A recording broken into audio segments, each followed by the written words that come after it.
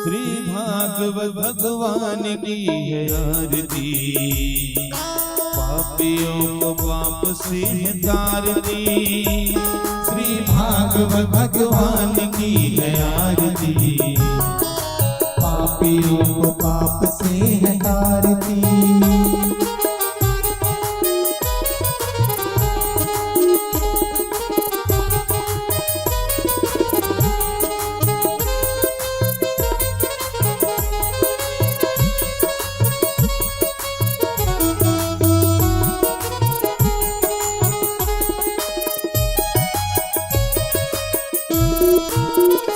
ये अमर ग्रंथ, ये मुक्ति पंथ, ये अमर ग्रंथ, ये मुक्ति पंथ, ये पंचम वेद निराला है, नव ज्योति जगाने वाला है।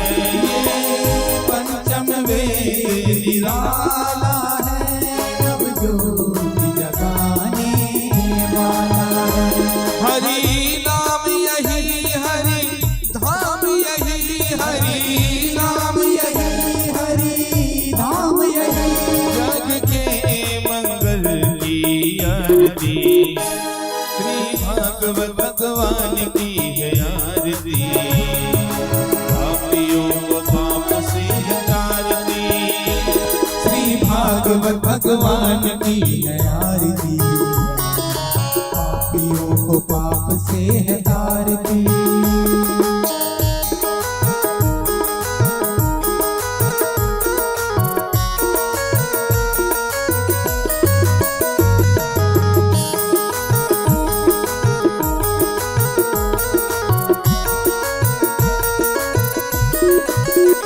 ये शांति गीत पावन पुनीत, ये शांति गीत पावन पुनीत, पापों को मिटाने वाला है, हरि दर्श कराने वाला है।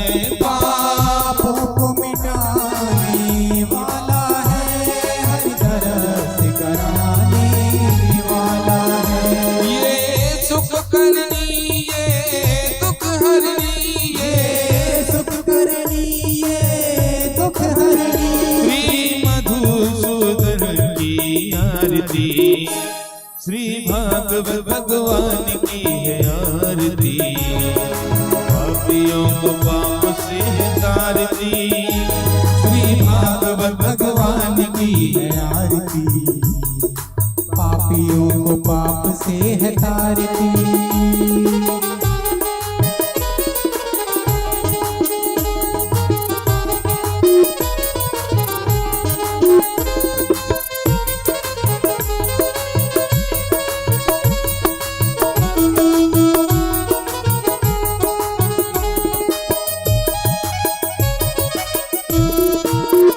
ये मधुर बोल जग पंथ खोल, ये मधुर बोल जग पंथ खोल, सत मार्ग बताने वाला है, बिगड़ी को बनाने वाला है। सत मार्ग बताने वाला है, बिगड़ी को बनाने वाला है।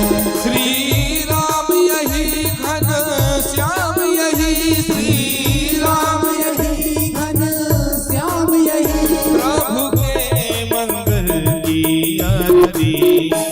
श्री भागवत भगवान की है आरती, पापियों को पाप से तारती। श्री भागवत भगवान की है आरती, पापियों को पाप से है तारती। पापियों को पाप से तारती, पापियों को पाप से तारती।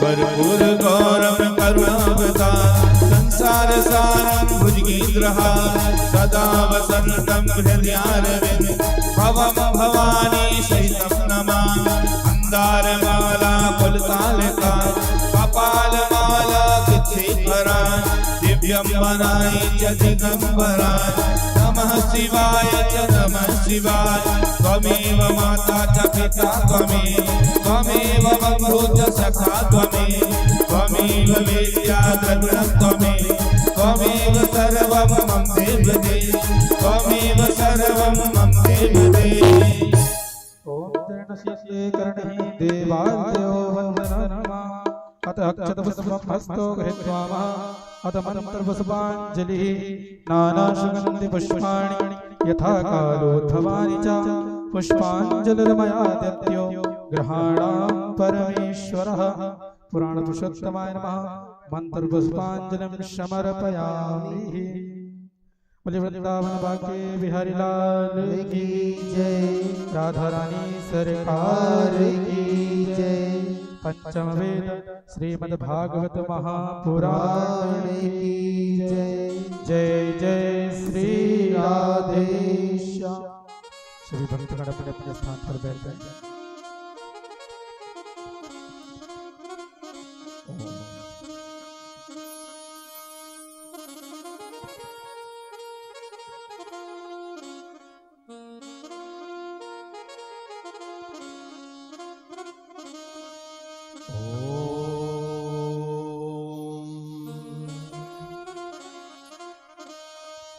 गजाननं भूतगणादिसेवितं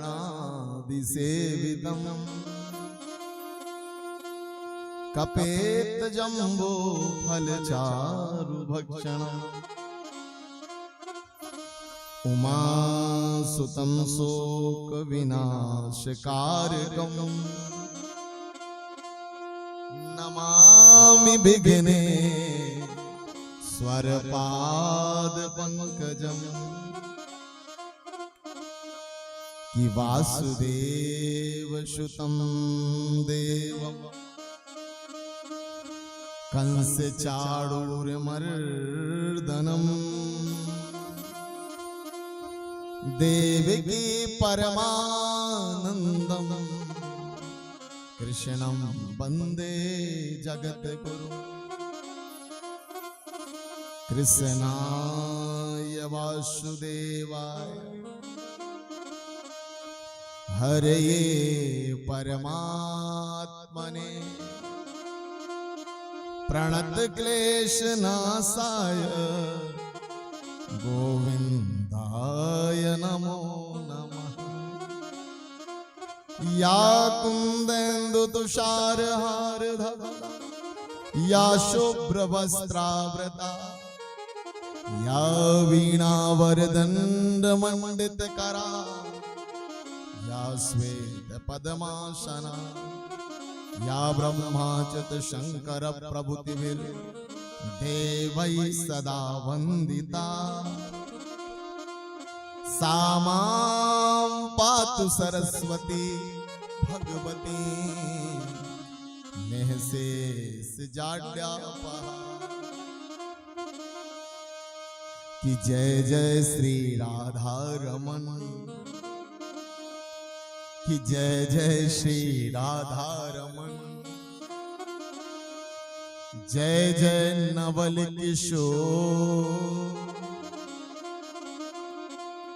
जय गोपी चित चोर प्रभु, जय जय माखन चोर, जय जय माखन चोर कन्हैया मेरी मटकी फूल, जय जय माखन चोर कन्हैया मेरी मटकी फूल, जय जय माखन चोर कन्हैया मेरी मटकी फूल, जय जय माखन चोर कन्हैया मेरी मटकी फूल, जय जय माखन चोर कन्हैया मेरी मटकी फूल, जय जय माखन चोर कन्हैया मेरी मटकी फूल, जय मेरी मटकी फोड़। जय जय माखन चोर कन्हैया मेरी मटकी फोड़।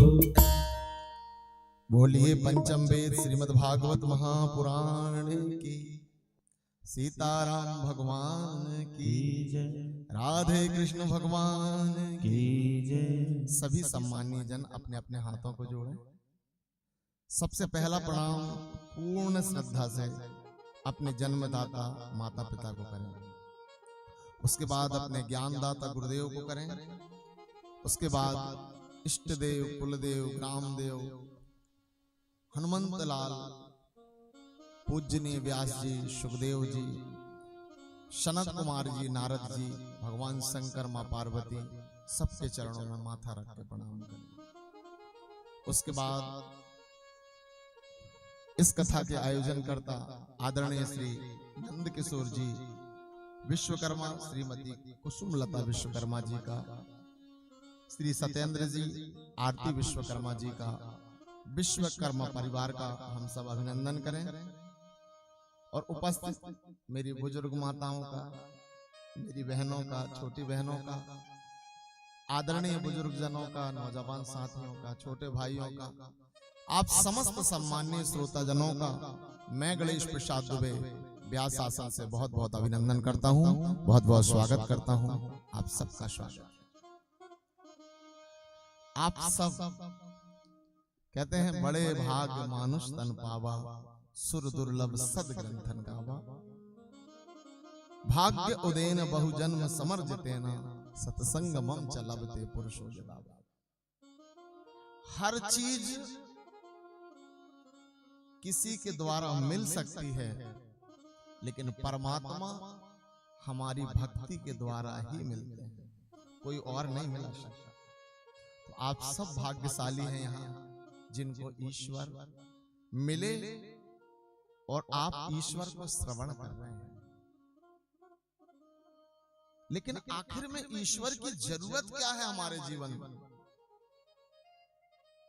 आप सब भगवान से जुड़े हैं, परमात्मा करता क्या है? कभी ये प्रश्न आया आपके मन में? सब पूजन कर रहे हैं इसलिए आप पूजन कर रहे हैं, या कुछ पुण्य कमाना है इसलिए पूजन कर रहे हैं, या वाकई में ईश्वर क्या करता है ये आप जानते हैं या हम जानते हैं? एक छोटी सी बात से शुरुआत करें।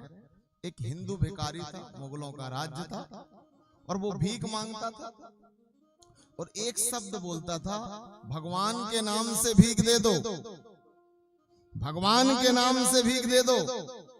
मुगलों का राज, मुसलमानों ने चढ़ाई कर दी, हमारे अल्लाह का नाम लेता नहीं है, भगवान का प्रचार करता है हमारी बस्ती में। तेरा भगवान करता क्या है? सब तो हमारे शहंशाह करते हैं। भिखारी को पकड़ के राजा के सामने ले जाया गया। भिखारी सामने खड़ा है, राजा सिंहासन में है, ठाट अकड़ है, सारी सत्ता मुगलों की है। भिखारी से कहा, बता तेरा भगवान क्या करता है? भिखारी ने कहा, हुजूर 2 मिनट का समय चाहिए, मैं बताने के लिए तैयार हूं, आप मेरी बात 2 मिनट मानिए। राजा ने मंत्रियों की तरफ देखा, क्या करें? बोले सारी जनता देख रही है, मानो। राजा ने कहा, क्या करना पड़ेगा? बोले 2 मिनट के लिए हमें आप सिंहासन में बिठा लो और आप थोड़ा नीचे आ जाए, खड़े हो। राजा ने कहा, अच्छा? बोले हाँ। अब राजा नीचे खड़ा है, भिखारी सिंहासन में है। राजा ने अकड़ के कहा, जल्दी बता तेरा भगवान क्या करता है? बोले ऐसे नहीं, हाथ जोड़ो, सिर झुकाओ, उसके बाद पूछो पूरी विनम्रता से, तो बताएंगे। राजा ने मंत्रियों की तरफ देखा, बोले उतर ही गए हो, सारी जनता देख रही है, हीरो बनने का अच्छा मौका है। राजा ने सिर झुकाया, मालिक अब बता दो तुम्हारा भगवान क्या करता है? भिखारी मुस्कुराया, बोले यही मेरा भगवान करता है।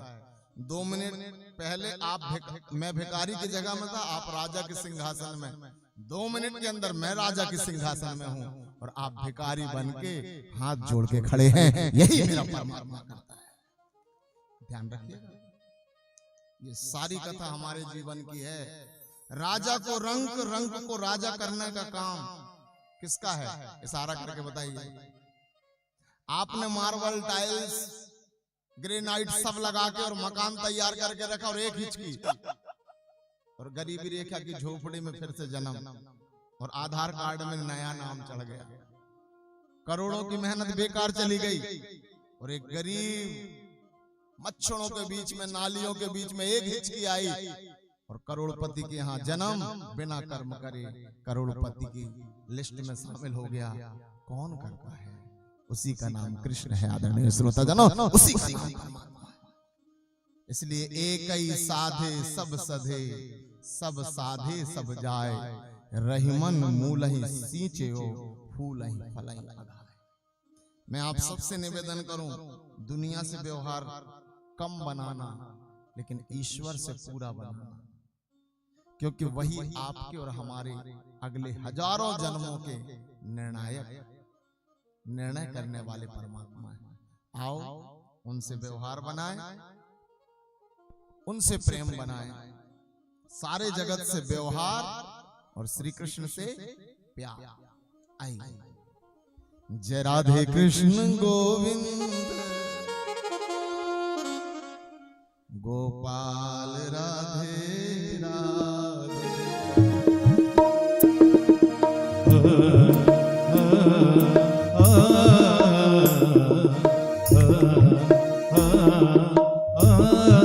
दोनों हाथों से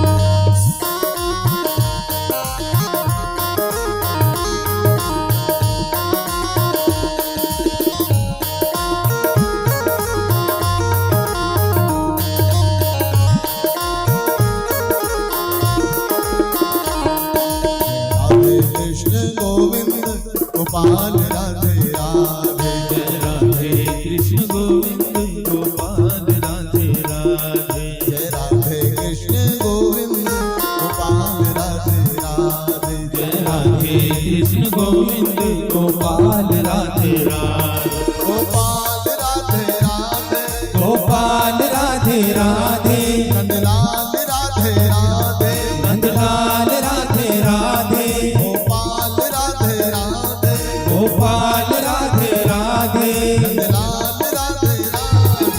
राधे कृष्ण गोविंद गोपाल राधे राधे।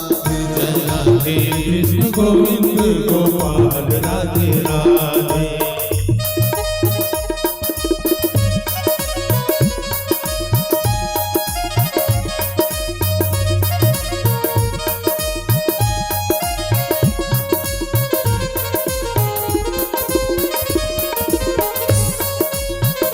झूमते हुए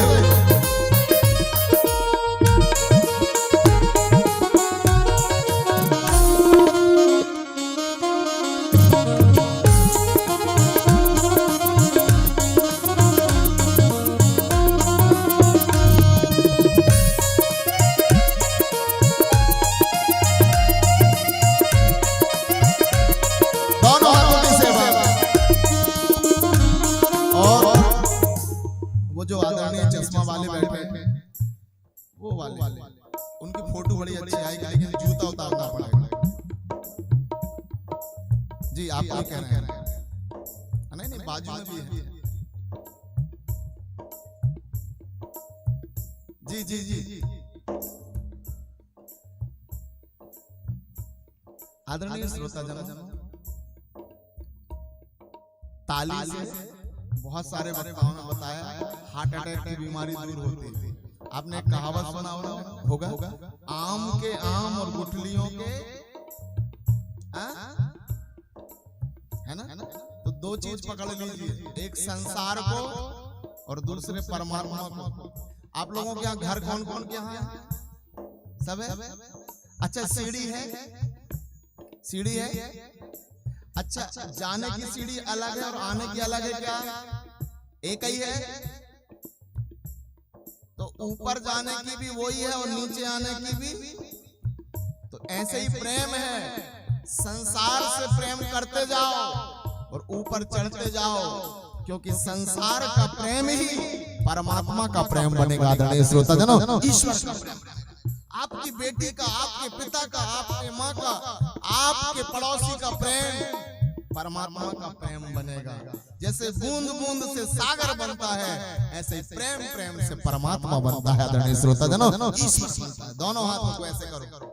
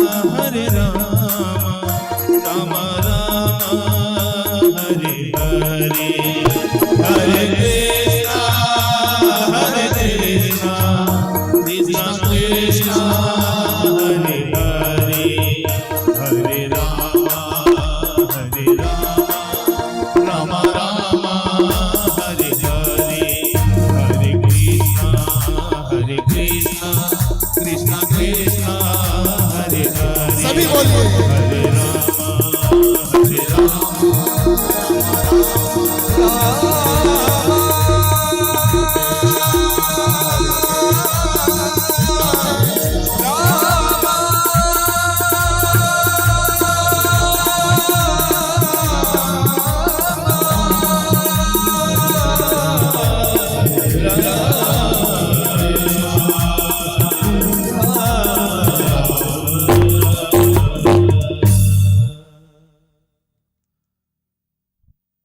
बोलिए वृंदावन बिहारी लाल की, थोड़ा जोर से, वृंदावन बिहारी लाल की। किसी का डर तो नहीं है? आप लोग बड़े धीरे से बोल रहे हैं। ऐसे ही बिल्कुल आपके जैसे देवता धीरे से बोल रहे थे, जय हो जय हो जय हो। नारद जी ने आके पूछा किसकी? तो राम और रावण का युद्ध हो रहा था। तो बोले अभी युद्ध टक्कर का चल रहा है, रावण जीता तो रावण की और राम जीते तो इनको कहते हैं बिना पहनने के लोटा। जहां फायदा वहीं लुढ़क गए। ध्यान रखना, राम जीते थे, राम जीते हैं और राम जीतेंगे। इसलिए जब भी जयकारा की बारी आए तो एक ही चीज ध्यान रखना, ना अधर्म की जीत हुई थी, ना होगी, ना हो सकती। मैं आज अध्ययन कर रहा था तो मैं सोच रहा था कि जब राम का जन्म हुआ था, राम का जब जन्म हुआ था तो कहते 1 महीने तक सूर्य डूबा ही नहीं था, उदित ही था। सही बात है? ऐसे करोगे, ऐसे सारे लोग अपना ओपिनियन दें, सही में नहीं डूबा था। लोग सस्पेंस में, लिखा तो रामायण में है, लेकिन सही में डूबा था कि नहीं? तो मैं आपको बता दूं, जो भी ग्रंथों में लिखा है उसमें पूर्ण सत्य है। 1 महीने अकेले सूर्य नहीं, जिस दिन से राम जन्मे हैं उस दिन से सूर्य डूबा ही नहीं है। पूरा विज्ञान ने रिसर्च करके बता दिया, 154 बार विश्व में सूर्य उगता है, कभी डूबता ही नहीं। आदरणीय श्रोता जनों, कभी डूब पूरे विश्व में जब हमारे यहाँ रात होती है तो अमेरिका में दिन होता है। कहीं 6 घंटे, कहीं 4 घंटे, कहीं 3 घंटे। आज विज्ञान हमें सपोर्ट करके बताता है। इसका मतलब क्या है? राम का जन्म उत्सव कभी बंद हुआ ही नहीं।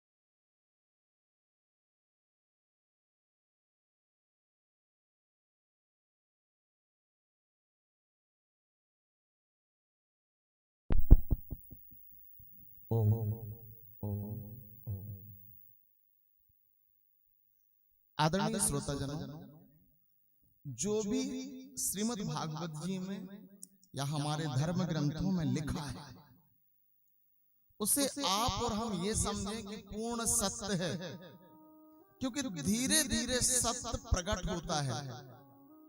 कारण जैसे ही हम भक्ति का सहारा लेते हैं, जो प्रकट सत्य है वो अपने आप हमें दिखने लगता है। और विश्व में पतिव्रता स्त्रियों में सबसे ऊंचा नाम जितनी पतिव्रताओं का है उनमें एक पतिव्रता शामिल है जिनका नाम है द्रौपदी। क्या नाम है? जोर से बोलिए, क्या नाम है? द्रौपदी। तो द्रौपदी जी के कितने पति हैं? आप सब बताएंगे कितने हैं? और पतिव्रता हैं। अब हम इन कथाओं को अगर सीधा पढ़ते हैं तो कथाओं के प्रति अविश्वास होता है, लेकिन जिस द्रौपदी को श्री कृष्ण सखा मानते हैं, जिस द्रौपदी के लिए महाभारत का युद्ध होता है, जिस द्रौपदी के लिए कृष्ण महाभारत में अर्जुन की तरफ होते हैं, युधिष्ठिर की तरफ होते हैं, वो द्रौपदी साधारण नहीं हो सकती। वो कोई परम तत्व का प्रतिनिधित्व करने वाली नारी है, या यूं कहें वो कोई परम सत्ता है जिसके 5 पति हैं। तो वो द्रौपदी कौन है? वो द्रौपदी है हमारा शरीर। और उसके 5 पति कौन है? युधिष्ठिर, भीम, अर्जुन, नकुल, सहदेव। वो और कोई नहीं, हमारे 5 तत्व हैं, जल, वायु, अग्नि, आकाश और पृथ्वी। और इन 5 तत्वों की रक्षा करना ही सबसे बड़ी रक्षा है, जिसके लिए आज पूरा विश्व पेड़ लगा रहा है, जिसके लिए आज पूरा विश्व जल बचा रहा है। इसका मतलब ये है महाभारत का युद्ध सत्य का युद्ध है। और मैं आप सबसे निवेदन करूं, इस महाभारत के युद्ध में जल, वायु, अग्नि, आकाश और पृथ्वी की तरफ रहिए, तभी मानवता बचेगी। जैसे कृष्ण थे वैसे आप भी रहिए, आपका और हमारा कल्याण हो जाएगा। श्रोताजनों, कल्याण। तो कौन कौन है जिनने अपनी जिंदगी में एक पेड़ लगाया है? गमला वाले नहीं, खेत वाले। आप लोगों में से हाँ उठाइए। 1 2 पेड़ लगाने वाले। हाँ, और काटने वाले मैं नहीं उठवाऊंगा, क्योंकि बेड़ा ही नहीं बची तो पेड़ कहां से बचेंगे। ध्यान रखना। राजस्थान की घटना आपने देखी ना, 1-2 सेकंड में 2 गाड़ियों में टक्कर हुआ और गैस और पेट्रोल पूरे वातावरण में आया। कितनी आग लग गई।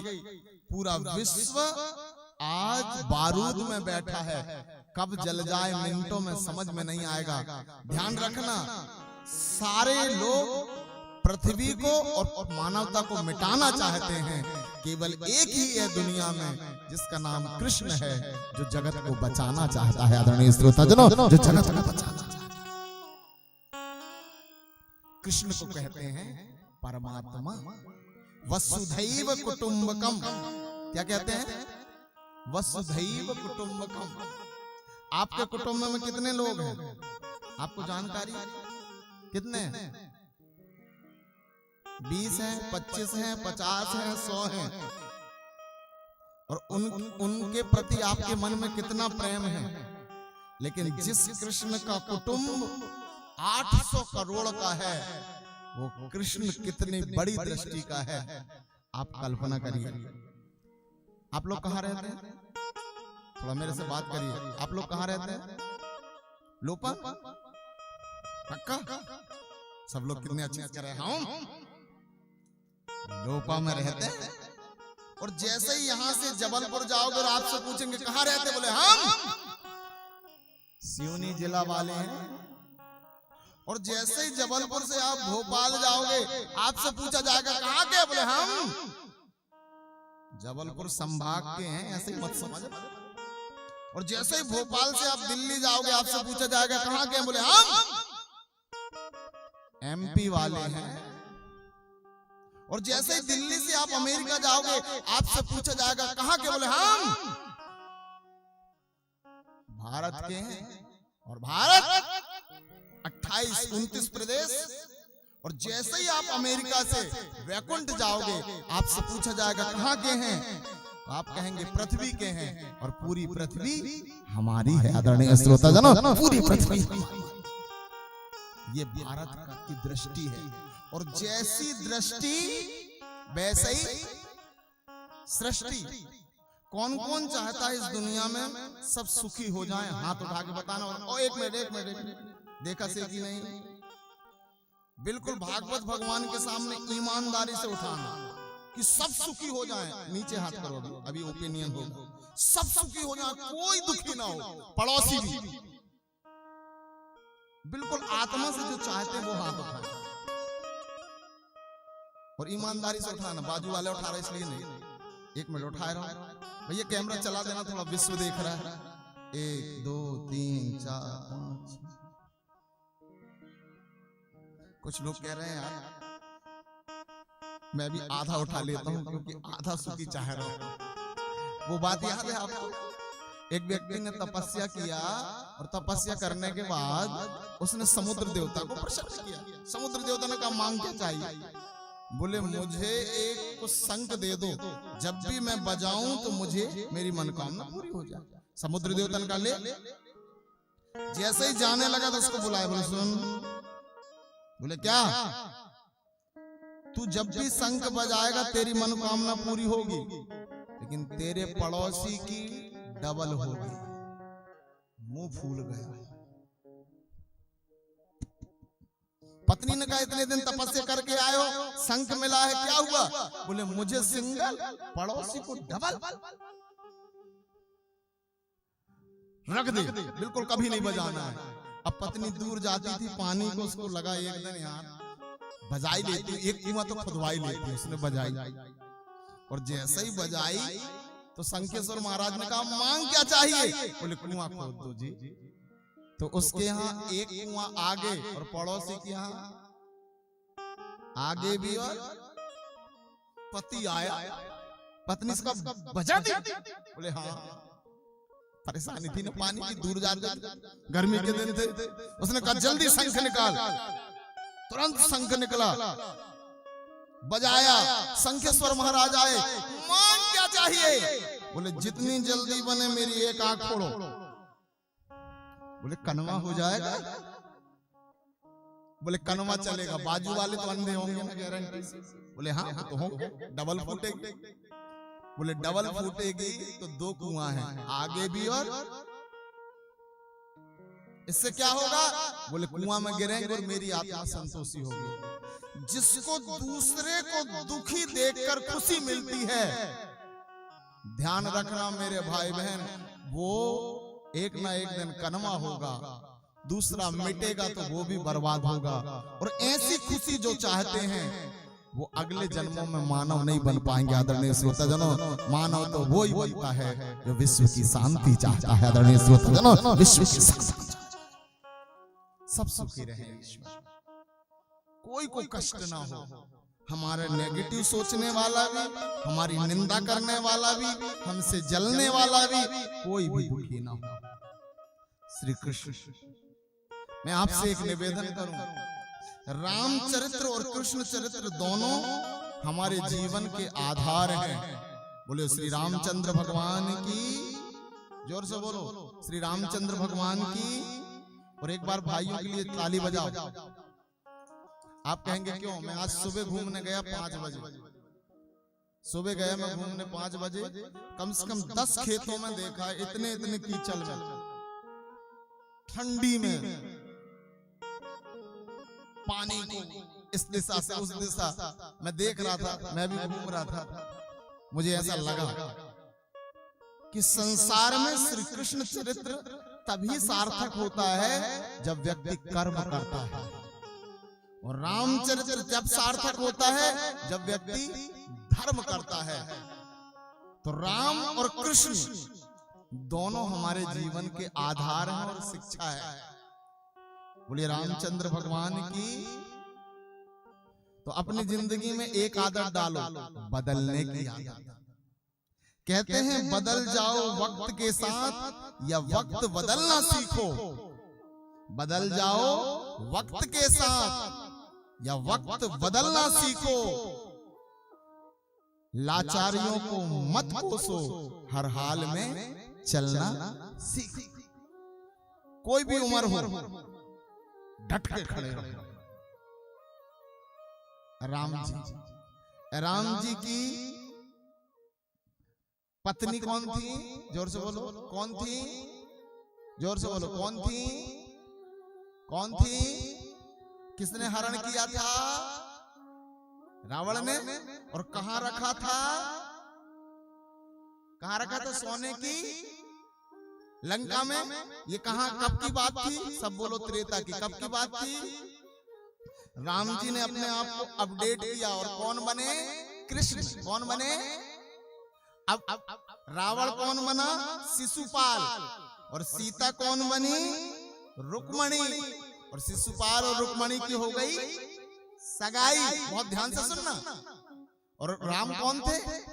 कृष्ण। तो पिछली बार रावण ने हरण किया था, इस बार कौन ने हरण किया? जोर से बोलो, कौन ने हरण किया? और पिछली बार रावण ने कहां रखा था सीता जी को? सोने की। इस बार कृष्ण जी ने कहां पर रखा? सोने की द्वारिका में। ध्यान रखना मेरे भाई बहन, जिंदगी में जब भी कोई आपकी पत्नी या परिवार को आकर्षित करना चाहे कोई दुष्ट, तो इतनी मेहनत करना कि उसकी जैसी संपत्ति और जिसको जैसा जवाब देना चाहिए राम जी बन के ना दे सको तो कृष्ण जी बन के जरूर देना। आदरणीय श्रोताजनों, कृष्ण जी जैसे को। तो अभी आप रामचरित्र नहीं सुन रहे हैं, आप कृष्ण चरित्र सुन रहे हैं। ये कृष्ण है जहां पर राम और रावण आकर एक हो जाएं, वो चरित्र का नाम कृष्ण है। जहां पर वैभव और शक्ति, संपन्नता और धर्म आकर एक बन जाए, उसका नाम कृष्ण है। बोले कृष्णचंद्र भगवान की। तो कृष्ण कौन है? कर्म है। और मैं आप सबसे निवेदन करूं, महाभारत शुरू होने वाला है। पांडु परिवार में कुंती बुआ है श्री कृष्ण, और उनके 5 बेटे हैं। दुर्योधन भी आया, दुर्योधन भी आया और अर्जुन भी आया। श्री कृष्ण पूर्ण ब्रह्म है। दुर्योधन को नारायणी सेना दी और अर्जुन को निहत्था अपने आप को दे दिया। एक बात ध्यान रखना, भगवान के पास कोई भी जाए मिलता सबको है, लेकिन ध्यान रखिएगा जिसको धन मिलता है उसको परमात्मा नहीं मिलेगा, लेकिन जिसको परमात्मा मिलेगा उसको धन और धर्म दोनों मिल जाएंगे। आदरणीय श्रोताजनों, इसलिए कभी अगर निर्णय लेने की बारी आए तो ईश्वर की तरफ झुकिए, परमात्मा की तरफ झुकिएगा। दुनिया पे भरोसा करोगे तो कभी न कभी आपकी मति आपको धोखा दे देगी, और ईश्वर पे भरोसा करोगे तो मति को संभालने वाला कृष्ण है। तो आओ हम सब पांडु परिवार की तरफ जाएं। पांडु परिवार में युद्ध हो रहा है। उत्तरा के पति अभिमन्यु को बहुत सारे योद्धाओं ने मार दिया।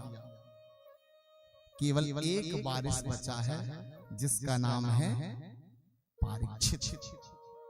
पाहि पाहि महायोगिन देव देव जगतपते नान्यं त्वद भयं पश्ये यत्र मृत्यु परस्परम।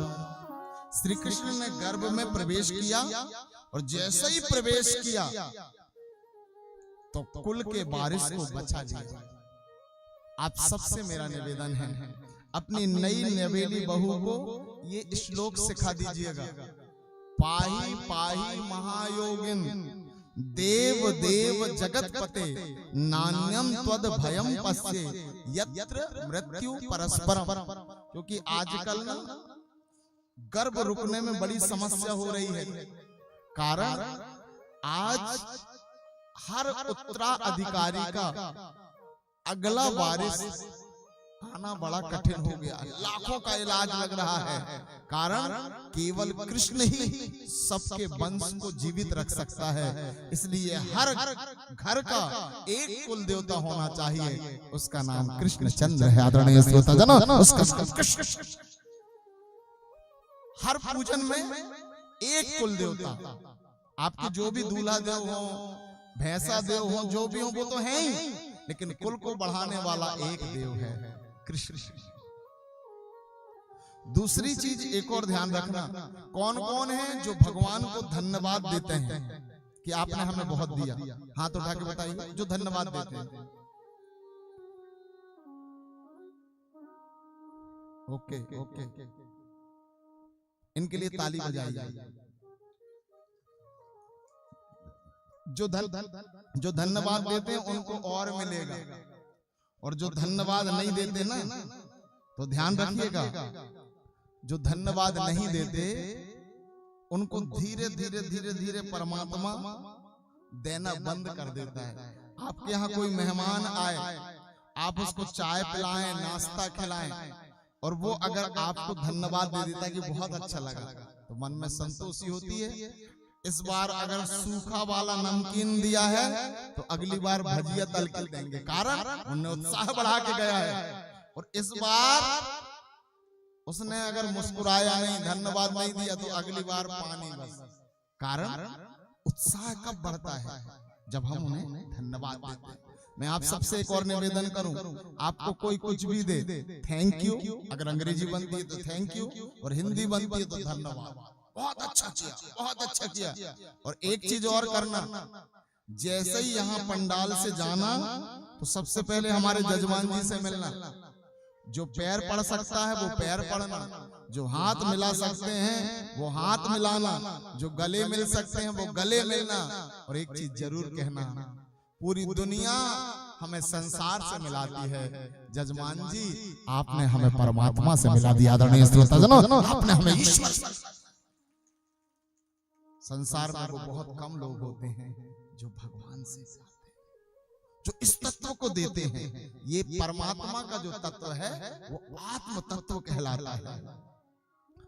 कि मन मंदिर में तुमको बिठा के अपने हृदय के अंदर ईश्वर को बिठा दिया। कि मन मंदिर में तुमको बिठा के, ऐसे हाथ जोड़ लें। मन के मंदिर में तुझको बिठा के, मन के मंदिर में तुझको बिठा, तीनों ईमान तुझ पे लुटा के, श्याम तेरी पूजा करूँगा, पूजा करूँगा तेरी श्याम, श्याम तेरी पूजा करूँगा, पूजा करूँगा तेरी श्याम, श्याम तेरी पूजा करूँगा, पूजा करूँगा तेरी श्याम, श्याम तेरी पूजा करूँगा। मन के मंदिर में तुझको बिठा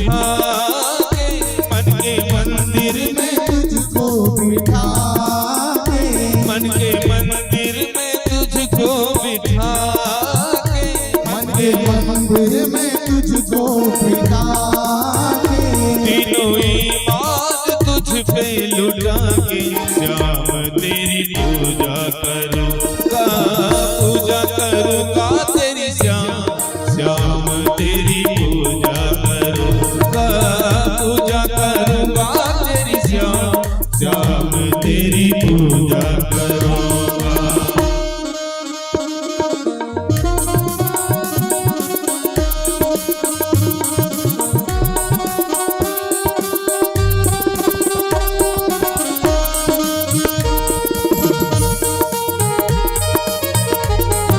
दोनों हाथों की सेवा करें।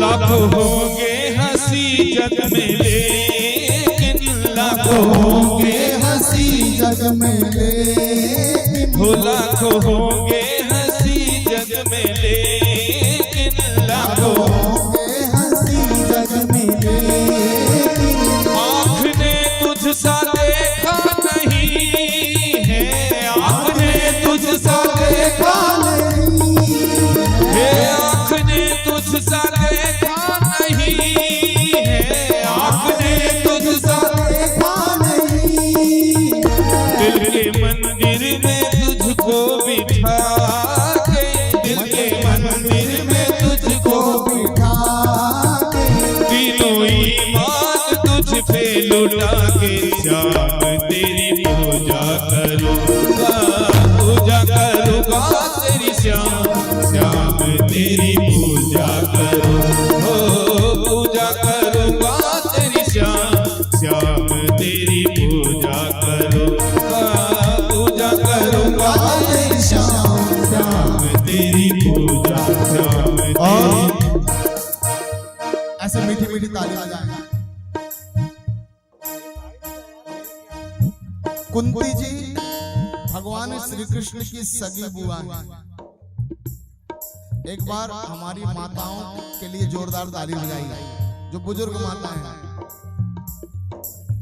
भतीजे कितने ही अमीर हों मायके में, लेकिन कई माताओं को मैंने देखा 1 रुपए नहीं लेते और अपने भतीजे से बहुत प्रेम करती हैं।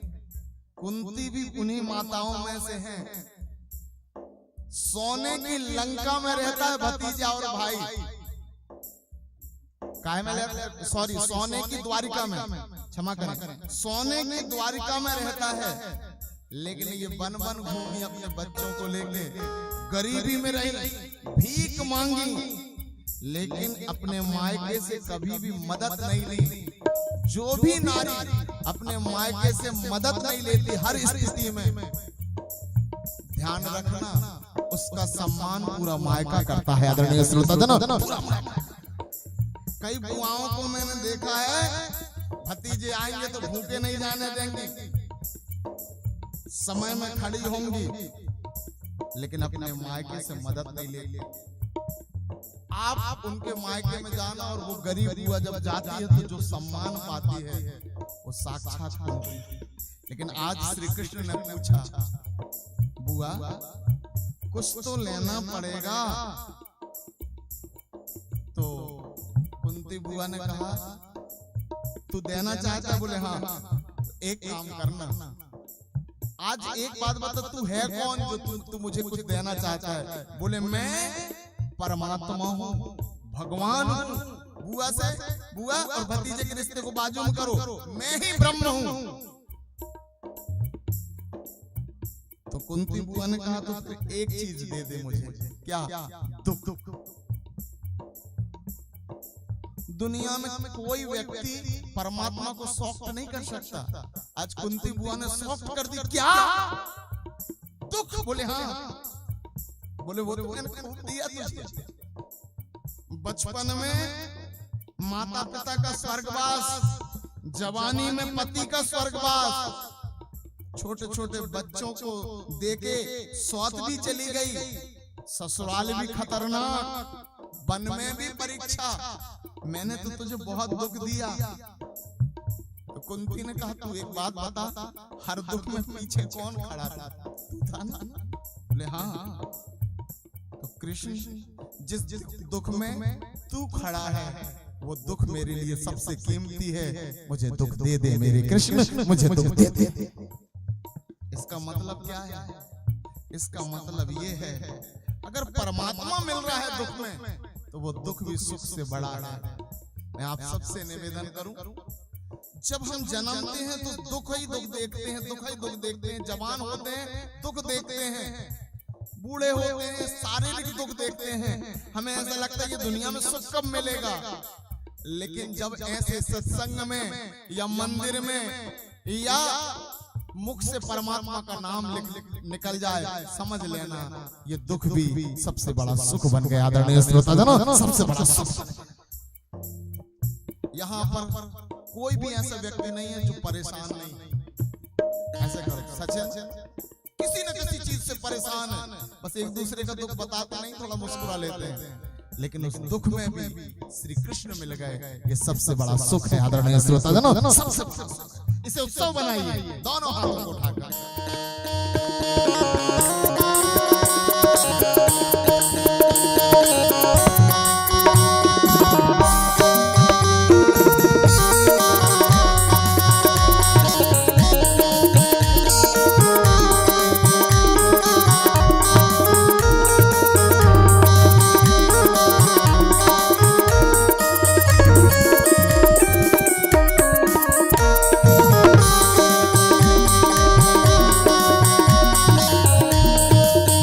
लाखों होंगे हंसी जग में लेकिन, लाखों होंगे हंसी जग में लेकिन, वो लाखों होंगे हंसी जग में लेकिन, लाखों होंगे हंसी जग में लेकिन, आँख में तुम सा देखा नहीं है, आँख ने तुम सा देखा नहीं है, वो आँख ने तुम सा देखा नहीं है, आँख ने देखा नहीं है। मन के मंदिर में तुझको बिठा के, मन के मंदिर में तुझको बिठा के, तीनों ईमान तुझ पे लुटा के, श्याम तेरी पूजा करूंगा, पूजा करूंगा तेरी श्याम, श्याम तेरी पूजा करूंगा, पूजा करूंगा तेरी श्याम, श्याम तेरी कान्हा तेरे दर का क्या कहना, कान्हा तेरे दर का क्या कहना, हो कान्हा तेरे दर का क्या कहना, कान्हा तेरे दर का क्या कहना। कर पे जो सवाल आते हैं, कान्हा तेरे दर का क्या कहना। जी मुझे तो इसको देख के ना बहुत जलापन हो रहा है। अच्छा आप लोग सब थोड़ा एक्सरसाइज कर लें। इसके हाथ हैं, ऐसे करो, इसके हाथ हैं, इसके पैर हैं, इसकी बुद्धि है, ये बात कर सकता है, फिर भी कितना किस्मत वाला है। 12 घंटे पहले पेड़ में खिला और 12 घंटे के अंदर अपने परमात्मा से मिल गया और खुशबू के साथ। लेकिन हमारे पास तो हाथ भी हैं, पैर भी हैं, आंख भी है, कान भी है, लेकिन फिर भी मैं 41 साल से, और आपका पता नहीं कितने साल से खिले हैं, फिर भी परमात्मा से मिल पा रहे हैं। तो गाय सबके यहाँ है, कुत्ता है कि नहीं? ऐसे करो या ऐसे, कुत्ता नहीं है? अच्छा कुत्ता अच्छा होता है कि बुरा? जिन जिन के यहाँ कुत्ता हो वो हाथ उठाए। हमारे यहाँ तो है काला वाला। आप कहेंगे ब्याह शासन से कुत्ता का प्रचार कर रहे हो। ध्यान रखना, धर्मराज युधिष्ठिर धर्मात्मा है, और जब वो स्वर्ग जा रहे थे उनके साथ साथ एक कुत्ता चल रहा था। अगर हमारे जैसे मति हो जाती और गाय और कुत्ता में अंतर कर लेते, धर्मराज युधिष्ठिर स्वर्ग नहीं पहुंच पाते। उस कुत्ते को छोड़ा नहीं, है मेरा साथ में था इसलिए साथ में पड़ा और स्वर्ग पहुंच गए। इसका मतलब जितना सामान आप गाय का कर रहे हो उससे आधा ही सही आपको हर जीव का करना पड़ेगा। आदरणीय श्रोताजनों, हर जीव जिसको भी ईश्वर ने बनाया है उससे आप नफरत नहीं कर सकते। चाहे वो कुत्ता हो, बिल्ली हो, सांप हो, चूहा हो, जो भी है उसका सम्मान हमें करना है। और जब वो कुत्ता स्वर्ग पहुंचा तो कहते हैं वो इंद्र बन के प्रकट हो गया। ध्यान रखना, ये बात का सूचक है कि हर जीव में परमात्मा है। अगर आपने उसमें अंतर समझा तो समझो आपने परमात्मा को खो दिया। बोलिए वृंदावन बिहारी लाल की।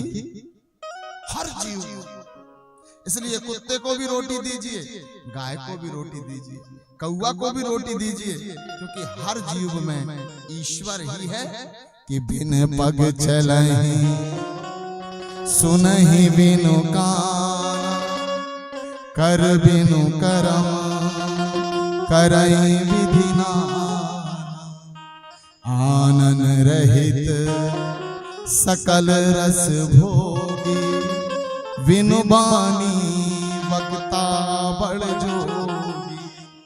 मैं आपसे एक प्रार्थना करना चाहता हूं। आज परीक्षित जी सुबह घूमने के लिए गए। आप लोगों में से कौन कौन जो सुबह सुबह घूमने जाता है?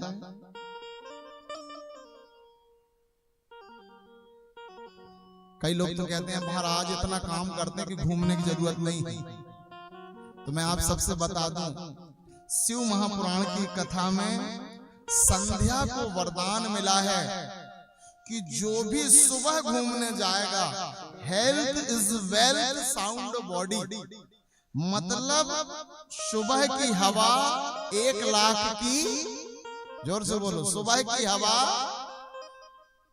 इसलिए आप दोपहर में कितना ही काम कर लो, रात में कितना ही काम कर लो, सुबह और शाम अगर आप घूमने जा रहे हो तो ही स्वस्थ रहोगे। बाकी दोपहर में और रात के काम से कुछ नहीं है। इसलिए आप सबसे निवेदन है, सुबह 5 बजे आप बिस्तर छोड़िए, 7 बजे तक घूमिए, और नींद आए तो 7 बजे आके फिर सो जाइए। बोलिए राधे राधे। लेकिन वो सुबह का समय जो वरदान मिला है, देखिए प्रकृति के नियम पे जो चलेगा वही प्रकृति का लाभ उठा सकेगा। बोलिए वृंदावन बिहारी लाल की। राजा परीक्षित जी सुबह सुबह घूमने गए। वहां पे एक गाय और एक बैल मिले। गाय है पृथ्वी और बैल है धर। आप लोगों में से कौन कौन है जिनके यहाँ बैल है?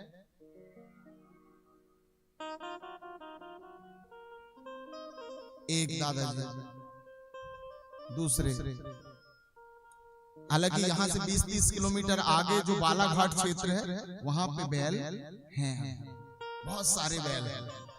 और वो जो बैल है ना, आप सब किसान, इसलिए मुझे याद आ गया, मैं थोड़ा कुछ बताना चाहता हूँ।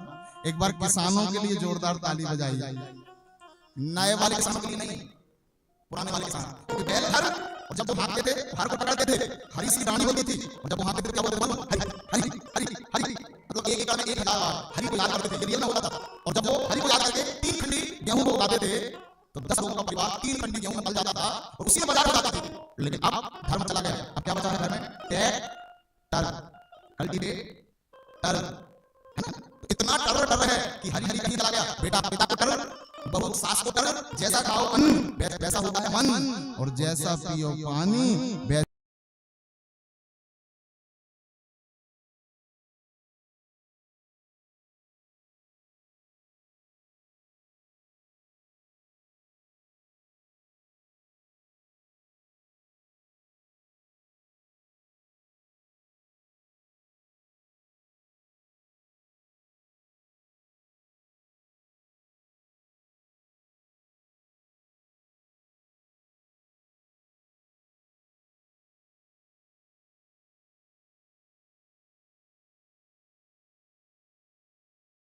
होती है वाणी। आदरणीय श्रोता जनों, वैसी होती है वाणी।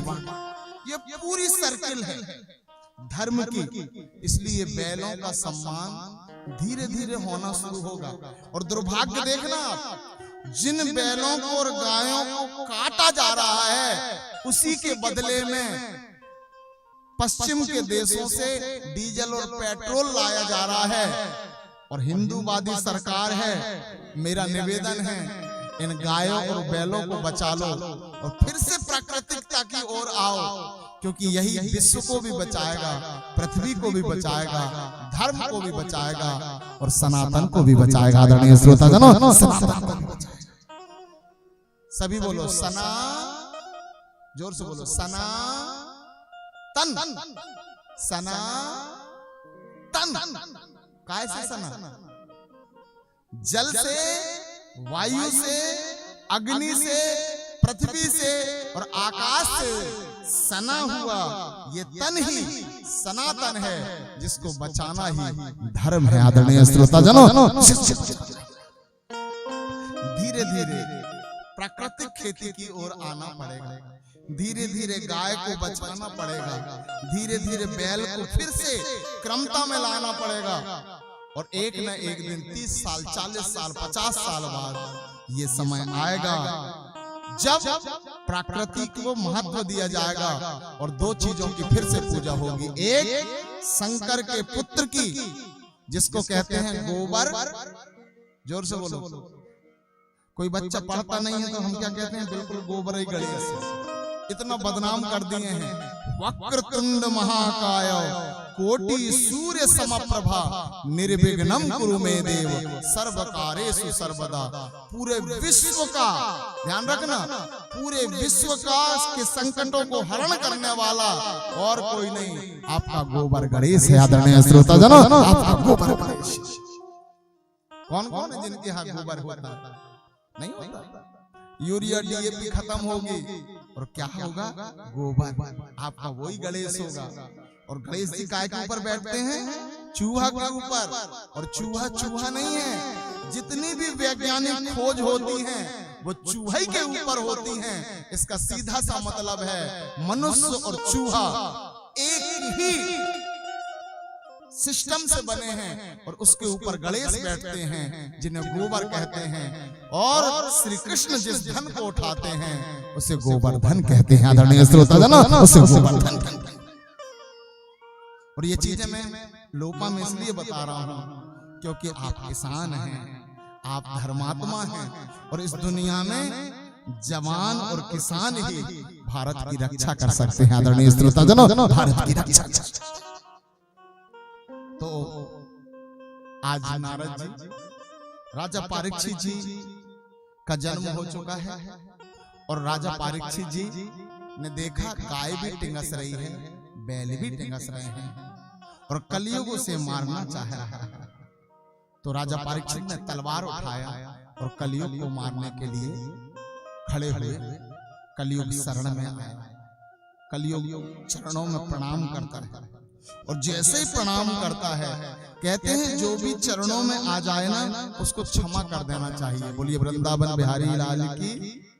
जितने भी यहाँ बुजुर्ग बैठे हैं, दीदियां बैठी हैं, आप लोगों में से कोई अगर किसी से गुस्सा हो और अगर वो कभी आपके पैरों में सिर झुका दे तो मैं व्यास आसन से निवेदन करूं उसे एक पल में क्षमा कर देना, क्योंकि जो भी शरण में आता है उसे क्षमा कर देना चाहिए। और जो क्षमा कर देता है, क्षमा बड़न को चाहिए, छोटन को अपराध। कहां विष्णु की घट गई जो भृगु ने मारी लात, जो भृगु ने मारी।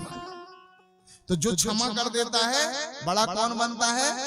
क्षमा करने वाला। नहीं तो कईयों की आदत होती है, मैं देहरी नहीं खोलूंगी, मैं बात नहीं करूंगा। आदरणीय श्रोताजनों, वो व्यक्ति कभी बड़ा नहीं बन सकता। राजा परीक्षित जी के चरणों में आ गया कलयुग और जैसे ही चरणों में आया राजा परीक्षित जी ने कहा, तू पाप और अधर्म को महत्व क्यों देता है? तो कलयुग ने कहा, ये मेरा धर्म। कलयुग में अधर्म के मार्ग में जल्दी सफलता है। जो भी अधर्म करेगा उसको जल्दी सफलता मिलेगी, लेकिन कितने दिन मिलेगी? 10 और 2, जोर से बोलो, 10 और 2 12 साल। 12 साल के बाद वो नष्ट होना शुरू हो जाता है और धर्मात्मा को सफलता धीरे धीरे मिलती है, लेकिन वो सफलता 21 पीढ़ी तक चलती है। आदरणीय श्रोताजनों, 21 पीढ़ी तक चलती है। इसलिए आपने ध्यान दिया होगा जितने लोपा वाले हैं किसान, उनके लिए फिर से ताली बजाओ। जोर से बजाओ और पूर्वजों के लिए भी बजाओ। तुम्हारी जमीन अमीन तो नहीं बिकी, ऐसे करो या ऐसे, जमीन तो नहीं बिकी, 3-4 पीढ़ी तो याद होगा। क्यों नहीं बिक रही है? क्यों जहां के तहां है? उसकी वजह तुम्हारे पूर्वज हैं जिनने अधिक मेहनत करके, दूध का धंधा करके, बड़ी कसरत की कमाई से जो जमीन बनाई है, परिवार बढ़ गया, उसी में पल रहा है, लेकिन एक डिसमिल बिगड़ नहीं रही। कारण ईमानदारी की कमाई से बनाई गई है। आदरणीय श्रोताजनों, बीच बीच में दादाजी को जगाते हैं। ये बात, प्रभु जी नींद आ रही है, हम भी जगाते हैं। राजा परीक्षित जी ने अभ्यर्थस्तदा तस्मै स्नानि कलयो ददौ धृतं पानं स्त्रिया सूना यात्रा धर्मश्चतुर्विधा। मद्यपान में, स्त्री संग में, हिंसा में, असत्य में, मद में, आसक्ति में, निर्दयता में और अधर्म में, इसमें कलयुग को स्थान दिया। इसलिए झूठ, ताश, शराब, इनसे बचने की कोशिश करनी चाहिए। बुराई से बचने की कोशिश करना चाहिए और अच्छाइयों को करने की कोशिश करना चाहिए। क्योंकि आप अपने बच्चों को या अपने आप को धर्म से नहीं जोड़ोगे तो अपने आप अधर्म से शरीर जुड़ जाएगा। इसलिए आप सबसे निवेदन है, अपने जीवन में 1 लोटा जल चढ़ाओ या 2 अगरबत्ती रखो, लगाओ या उपास रहो, कुछ ना कुछ करो, क्योंकि जो व्यस्त है धर्म में वही जीवन में मस्त है। आदरणीय श्रोताजनों, वही जीवन में मस्त। हमारी दीदियां इतनी खुश क्यों रहती हैं? क्योंकि ये व्यस्त भी रहते हैं और आप लोग उदास क्यों हैं? आप व्यस्त भी नहीं हैं और तब कि हमारी दीदियां व्यस्त हैं। कुछ नहीं होगा तो जल चढ़ाएंगे, कुछ नहीं होगा तो कीर्तन करेंगे, धर्म करेंगे, लेकिन हमें जैसे ही समय मिलेगा हम केवल न्यूज देखते हैं और जितनी टेंशन थी उसको और बढ़ाते हैं। मैं आप सबसे निवेदन करूं, धर्म करने की आदत डालिए। कलयुग को एक स्थान अच्छा मिला, वो है सोना, और सोने का स्थान मिला तो जरासंध के मुकुट में प्रवेश करके कलयुग ने राजा परीक्षित के दिमाग में प्रवेश किया। और जैसे ही प्रवेश किया, समीक ऋषि के आश्रम में वो गए और एक मरा हुआ सांप पानी ना देने पर डाला और श्रृंगी ऋषि ने 7 दिन में मरने का श्राप दे दिया। बोलिए वृंदावन बिहारी लाल की। दोनों हाथ उठाकर बोलिए जय जय श्री राधा। आप लोगों में से कौन कौन है जो 100 साल जीना चाहता है? हाथ उठा के बताएं। और मैं देखो जो भी चीज पूछूं हाथ उठाने में ईमानदारी से, मन की बात बिल्कुल बिना शर्माए, भागवत भगवान बैठे हैं इसलिए बिना शर्माए आप हाथ उठा के बताना कौन कौन है जो 100 साल जीना चाहता है। हमें तो 150 भी मिल जाए तो कम, कथा ही तो सुनाना। कौन कौन है जो 100 साल जीना चाहता है? एक दीदी। और भाइयों में दादाजी 80 कौन जीना चाहता है? कुछ 80 में सहमत है, कुछ 60 कौन जीना चाहता है? कुछ लोग जो 40-42 वाले वो कह रहे हैं 60 तक ठीक है। तो 100 भी नहीं जीना चाहते, 80 भी। कुछ लोग तो कह रहे हैं महाराज उठा लो। और उसकी एक वजह बताऊं, हमने अपने मन में सोच रखा है कि ऊपर चले जाओ और वहां मिल जाता है स्वर्ग, तो बढ़िया सुखी हो जाओ। ऐसा कुछ नहीं है। ये जो पृथ्वी है ना, बड़े ध्यान से सुनना, ये जो पृथ्वी है यहीं से सब कुछ निकला है। जो चंदा मामा है वो कहां से निकला है? जोर से बोलो, चंदा मामा कहां से निकला है? समुद्र मंथन से। तो जो ऊपर चंदा है वो भी पृथ्वी से निकला है। जो मंगल है 2 करोड़ किलोमीटर वो भी पृथ्वी से निकला है। जो बुध है 5 करोड़ किलोमीटर वो भी पृथ्वी से निकला है। जो सूर्य है 12 करोड़ किलोमीटर वो भी पृथ्वी से निकला है। जो शनि है वो भी पृथ्वी से निकला है। इसका एक ही मतलब है, हमारा जीवन भी पृथ्वी से निकलेगा। इसलिए यहाँ जितना हम जिएंगे उतना ही हमारा ऊपर का आधार बनेगा। आदरणीय श्रोताजनों, ऊपर का। इसलिए 100 साल में हाथ उठा देते तो 5-10 करोड़ भगवान का नाम और इकट्ठा हो, क्योंकि जिएंगे जब तो जपेंगे और कथा सुन लेते। लेकिन हम तो सोच रहे बस महाराज। और एक बात और बता दो, जितने भी बुजुर्ग मरना चाहते हैं कोरोना में सब इकट्ठे चले गए तो ऊपर प्लाट बुक है, जगह ही नहीं। लेकिन हम मरना क्यों चाहते हैं? जन्म लेते समय भी ईश्वर की इच्छा थी, तो मरते समय भी ईश्वर की इच्छा होनी चाहिए। लेकिन जीने का हौसला है, ये और बात है। कईयों ने हाथ उठाए 100 साल, कईयों ने उठाए 80। जीने का हौसला है, ये और बात है। जीने का फैसला कहां अपने हाथ है। खुद को तलाशने में ये समझ आ गई हमें, उस परमात्मा की इच्छा के सामने हमारी इच्छा की कितनी औकात है, कितनी विसात है। हम जीना तो चाहते हैं, कुछ कहते हैं हम नाती को देखेंगे, नातन को देखेंगे। कुछ कहते हैं हम अभी घर बना रहे हैं तो फिर खूब सुख रहेंगे, 4 व्हीलर ले रहे हैं, खूब सुखी रहेंगे, सबके साथ रहेंगे। लेकिन आज सोच रहे हैं, रात में पता चला। सब सोचते हैं अभी तो सबसे मिले थे। लेकिन एक बात और बताओ, दूसरी अर्जी भगवान के सामने लगाओ, जानकारी वाली मौत चाहिए कि फिर अचानक वाली? ये वाली कि पता हो जाए कि 7 दिन में मरना। कौन सी वाली जी? मैं सुन नहीं पा रहा हूं। कौन सी वाली? अचानक वाली। यही सब चाह रहे हैं, मैं भी भगवान, यही वाली। कारण राजा परीक्षित जी का दर्द देखिए, ऐसे बैठे से कितना बड़ा दर्द है। पता चल गया 7 दिन बाद मौत होगी। सोचिए एक बार, पता चल गया, सारे राज्य को पता चल गया, पत्नी को पता चल गया, बच्चे को पता चल गया, जनता को पता चल गया, और जिसको मरना है उसको भी। राजा परीक्षित जी ने आनंद फानन तुरंत जन्मेजय को तिलक किया और विदा होने लगे।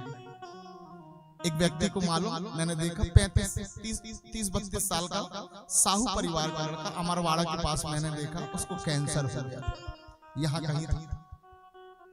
और जब उसको कैंसर हो गया तो मैं भागवत जी करने गया था उस गांव में, मुझे गांव याद आ नहीं रहा है, अमरवाड़ा के पास।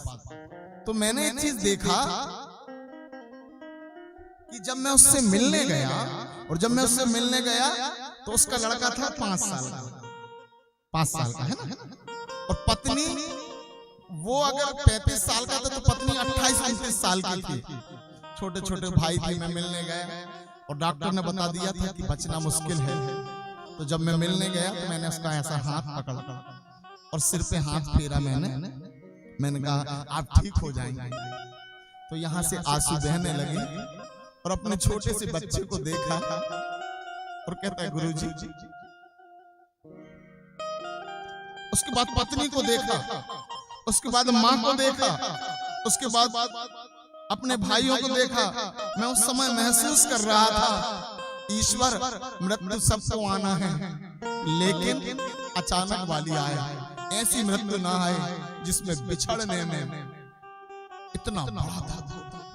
हम सब एक साथ रहते हैं, एक बार कल्पना करके सोचो जब हम बिछड़े और पता हो जाए अब जाने वाले हैं। अगर हम मेहमानी में जाते हैं तो कैसे एक दूसरे से मिलके जाते हैं, लेकिन सदा के लिए जाना पड़े, ये दर्द कितना बड़ा होगा। अब हम उस कंडीशन में कि राजा परीक्षित को विदा कर सकते हैं। राजा परीक्षित विदा हो रहे हैं। सबसे पहले अपने पत्नी के पास जाएं, पत्नी चरणों में, बेटा के सिर में हाथ रखा, बेटा धर्म की मर्यादा रखना, प्रजा से माफी मांगना। राजा परीक्षित जी गंगा तट में जाकर अनशन में बैठ गए। मेरे भाई बहन, मृत्यु को कभी मजाक मत बनाना और मृत्यु को बहुत गंभीरता से लेना, क्योंकि मृत्यु जिसकी सुधर गई उसका अगला जन्म सुधर जाता है, और जिसकी मृत्यु बिगड़ गई उसके कई जन्म बिगड़ जाते हैं। इसलिए मैं आप सबसे निवेदन करूं, अपने परिवार को, अपने समाज को खूब प्रेम करो, और आखिरी समय में सबसे विदा लेके परमात्मा के चरणों में जाओ। आप भी परीक्षित बन जाएंगे। आदरणीय श्रोताजनों, आप भी परीक्षित। राजा परीक्षित जी जाके गंगा में बैठे हैं। कोई आए मसीहा, लेकिन उस मसीहा को तैयार करने वाले की ओर नारद जी को लेके चलते हैं। सुखदेव जी का जन्म कैसे हुआ, आओ हम उसकी ओर चलते हैं। नारायण नारायण श्रीमन नारायण नारायण नारायण दोनों नारायण श्रीमन नारायण नारायण नारायण नारायण श्रीमन नारायण नारायण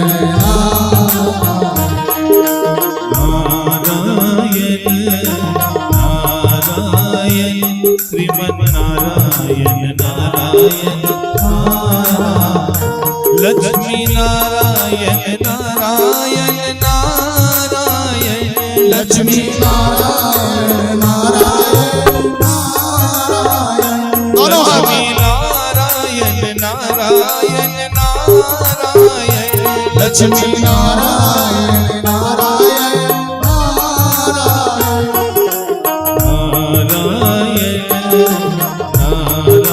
नारायण श्रीमन नारायण नारायण नारायण श्रीमन नारायण श्रीमन नारायण नारायण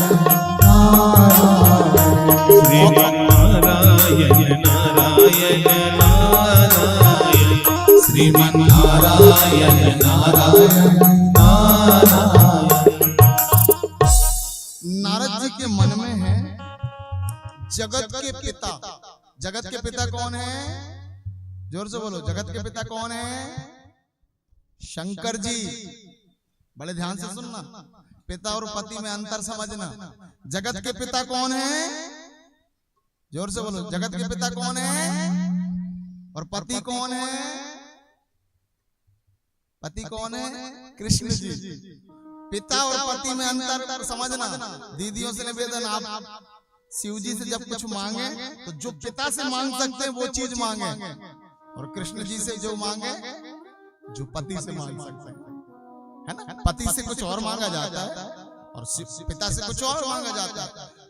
पति से साड़ी भी मांग सकते हैं, जेवर भी मांग सकते हैं, और पिता से आशीर्वाद। शिव क्या देते हैं? आशीर्वाद। तो जगत का पिता के पास नारद जी गए, और काय के लिए गए? लड़वाने के लिए। कौन कौन? जगत पिता और जगत मां। आप लोगों में से कौन कौन है जो अपने पति से या अपनी पत्नी से लड़ते हैं? हाथ मत उठाइएगा, बस चेहरा देखिएगा। जो ज्यादा शर्माएंगे मैं समझ जाऊंगा। अच्छा, एक बात और बता दूं, व्यास आसन से कह रहा हूं, खूब लड़ा कर। आप कहेंगे महाराज जी उल्टी शिक्षा देने आए हो, क्योंकि हमारी फिलॉसफी है भारत की, भगवान लड़ना दे पर बिछड़ना, लड़ना होना चाहिए। पति और पत्नी नहीं लड़ेंगे तो कौन से लड़ेंगे? हमारी महाराजा जी तो कहती है तुम्हारी से लड़ेंगे, और कौन से लड़ेंगे? बात सही, लड़ना चाहिए। हमारे यहाँ तो पहले गाना भी बनते थे ना, तो ऐसे ही बनते थे। पत्नी धमकी दे दी थी, मैं मायके चली जाऊंगी, तो पति भी कम नहीं था, तू मायके चली जाएगी, मैं डंडा लेके आऊंगा। बोले तू डंडा लेके आएगा, मैं पेड़ में चढ़ जाऊंगी। देखी लड़ाई गाने में भी, तू पेड़ में चढ़ जाएगी, मैं आरी से कटवाऊंगा, तू आरी से कटवाएगा, मैं कुआं में उतर जाऊंगी। तू कुआं में उतर जाएगी, मैं रस्सी से खिंचवाऊंगा। खिंचवाऊंगा। फिर आखिर में जो लाइन होती है, झूठ बोले कौआ काटे, काले कौआ से डरियो, मैं मायके नहीं जाऊंगी, तो देखते रहियो। क्या करेगी? तेरी छाती में डाल दरूंगी। लड़ना दे पर बिछड़ना। मैं आप सबसे निवेदन करूं, खूब लड़ा करो, लेकिन कभी बिछड़ जाना। जगत के पिता और जगत के मां दोनों की लड़ाई करवाने का संकल्प लेके नारद जी पहुंचे। मैया मैया आई, बोले आओ नारद जी, बोले प्यास लगी है, पानी। मैया ने लाके पानी दिया। नारद जी पानी आनी पीना नहीं है, नारद जी को तो आग लगानी है, लड़ाई करवानी है। ऐसे बैठिए सभी, यहां ध्यान दें। तो नारद जी ने कहा मैया, आप और आपके पति में किसी प्रकार की छल कपट तो नहीं है? बोले बिल्कुल नहीं है। तो एक बात बताओ, शिव जी जो मुंडों की माला पहनते हैं, जगत को पता नहीं वो किसकी है, आपको जरूर पता होगा, आप तो पत्नी है ना। पार्वती जी ने सिर खुजाया, बोले ये वाली जानकारी बस नहीं है। नारद जी ने आग लगाई, पानी रखा, बोले जब पता हो तब पिएंगे, नहीं तो प्यासे ही रहेंगे। नारायण नारायण कह के चले गए। अब पार्वती जी, पहले कोप भवन होता था, एक आध कमरा, तो पार्वती जी कोप भवन में, शंकर जी आए, गणेश मम्मी कहाँ है, माँ कहाँ है? क्यों? बोले नारद जी आए थे, 1 घंटा बैठ के गए। शंकर जी ने कहा लड़वा दिया। पार्वती पानी मिलेगा, निकाल के पी लो, भोजन बना है खुद ही बना लो। बोले बात क्या है? बोले कपट करते हैं आप। ये मुंडों की माला किसकी आपने बताया? बोले आपने पूछा नहीं, हमने बताया नहीं। अब बता देते हैं, ये मुंडों की माला किसी और की नहीं है। जब तुम उमा बनती हो, जब तुम गौरी बनती हो, जब तुम सती बनती हो, जब तुम दुर्गा बनती हो, जब तुम महाकाली बनती हो, जब तुम चामुंडा बनती हो, तो तुम्हारे शरीर को छोड़ने के बाद तुम्हारी याद की स्मृति को रखने के लिए तुम्हारी मुंडों की माला मैं गले में धारण करता हूँ, इतना तुमसे प्रेम करता हूँ। पार्वती जी ने कहा अभी पानी लेके आती हूँ, और भोजन की बस तैयार ही। खुश दीदियों को एक चीज का यकीन हो जाए कि मेरा पति मुझसे प्रेम करता है, फिर तो आप जान ले लो। और एक चीज का भ्रम हो जाए कि मां से ज्यादा करते हैं प्रेम, तो पार्वती जी बड़ी खुश। नारद जी ने कहा आग तो लगाए लेकिन सिलगी क्यों नहीं? तो नारद जी फिर आए, मैया प्यास लगी है। मैया ने कहा ये पियो। बोले पता हो गया? बोले हाँ। किसकी मुंडों की माला है? बोले मेरी। जब मैं अलग अलग रूपों में आती हूँ महाशक्ति बनके, मेरी याद के लिए मेरे भोलेनाथ मुंडों की माला पहनते हैं। नारद जी ने पानी रखा, बोले ये रखो, और अब आपके घर में मैं आऊंगा नहीं, ऐसे कपटी परिवार में आना ही नहीं है। बोले कपटी परिवार? बोले हाँ। एक बात बताओ मैया, तुम मर रही हो,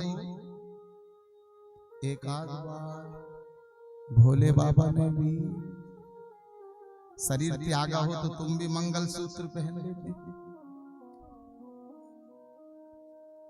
मैया करंट से लगा। बोले क्या कह रहे हैं? बोले हाँ, इसका मतलब मरने का ठेका तुम्हारा ही है।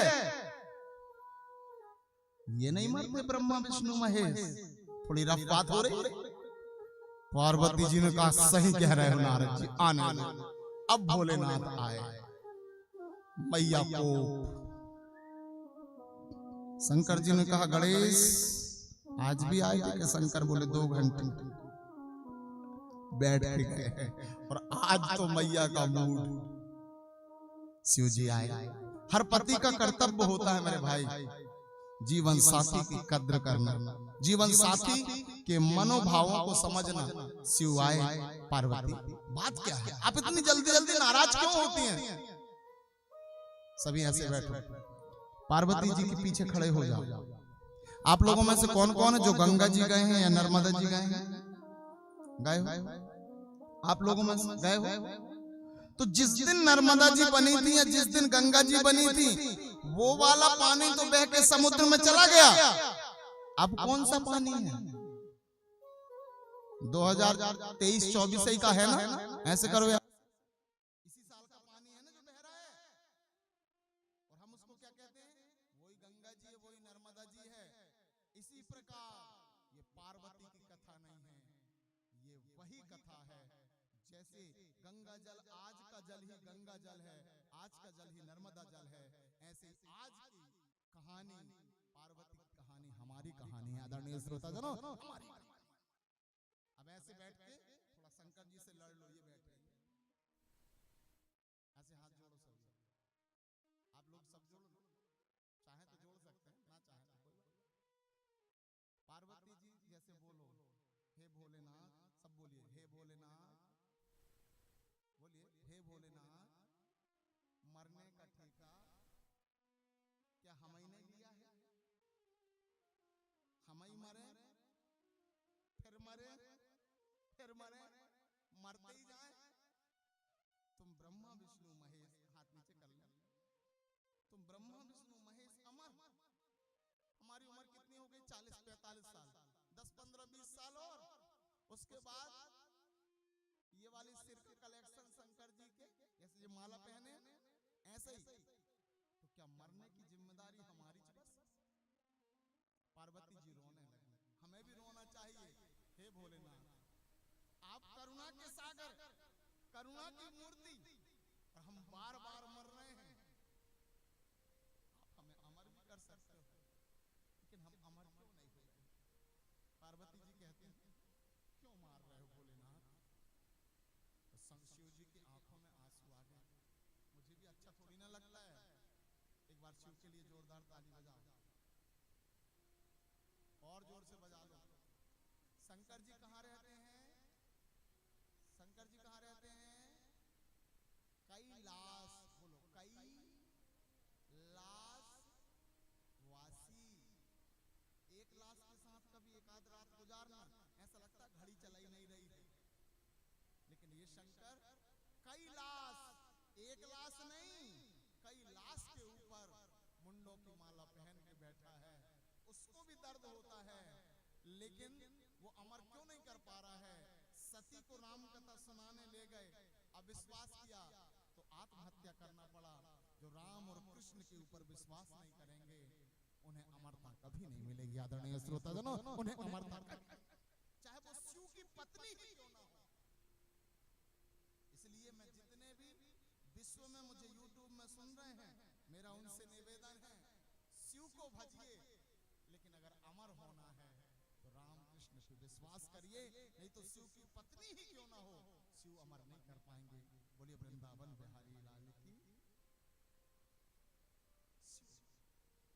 शिव ने आज कथा प्रारंभ करी।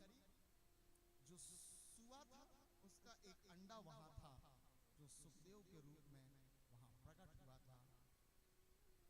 पार्वती जी तो सो गई कथा सुनते सुनते, लेकिन उस सुआ ने पूरी कथा सुना, और वही व्यास की पत्नी अरुणी जी के गर्भ में आए। बोलिए सुखदेव भगवान की, सुखदेव भगवान की। आदरणीय श्रोताजनों, दो रूप हैं भगवान शिव के। एक अश्वत्थामा के रूप में परीक्षित जी को ब्रह्मास्त्र चलाया, और सुखदेव जी के रूप में प्रकट होके परीक्षित जी को कथा सुनाया। इसका मतलब शंकर को ही कहते हैं मारने वाला है भगवान, बचाने वाला है। मारने वाला भी कौन है? भगवान। और बचाने वाला भी कौन है? जोर से बोलो, मारने वाला कौन है और बचाने वाला? शिव, शंकर। तो शिव जी ने एक बात कही है पार्वती जी से कि उमा कहाँ हूं मैं, अनुभव अपना सत हरि भजन, जगत सब सपना। आप लोगों में से कौन कौन जो स्वप्न देखते हैं रात में सोने के बाद? हाथ मत उठाइएगा। देखते हो क्या आता है स्वप्न?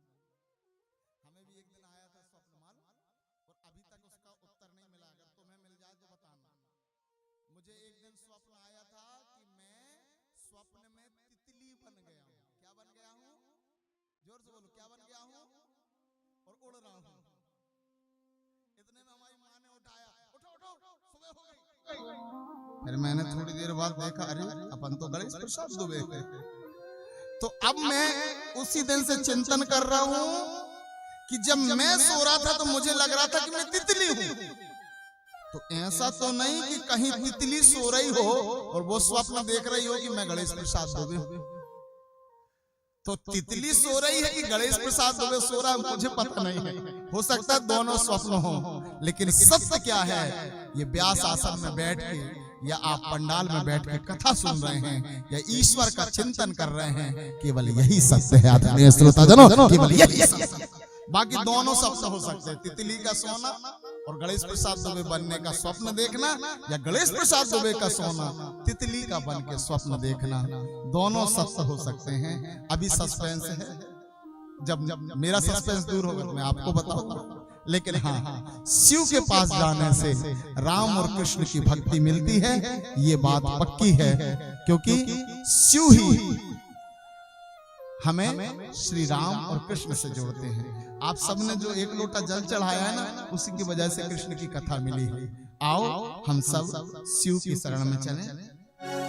शिव भोले भंडारी शरण हम आए तिहारी, शिव भोले भंडारी शरण हम आए तिहारी, शिव भोले भंडारी शरण हम आए तिहारी, ओ शिव भोले भंडारी दोनों हाथों की सेवा। आए तिहारी, शिव भोले भंडारी शरण तुम्हारी भोले शरण तुम्हारी, शरण तुम्हारी भोले ओ शरण तुम्हारी भोले शरण तुम्हारी, शरण तुम्हारी भोले हे रखियो लाज हमारी शरण आए तिहारी, रखियो लाज हमारी शरण और ताली कैसे बजेगी?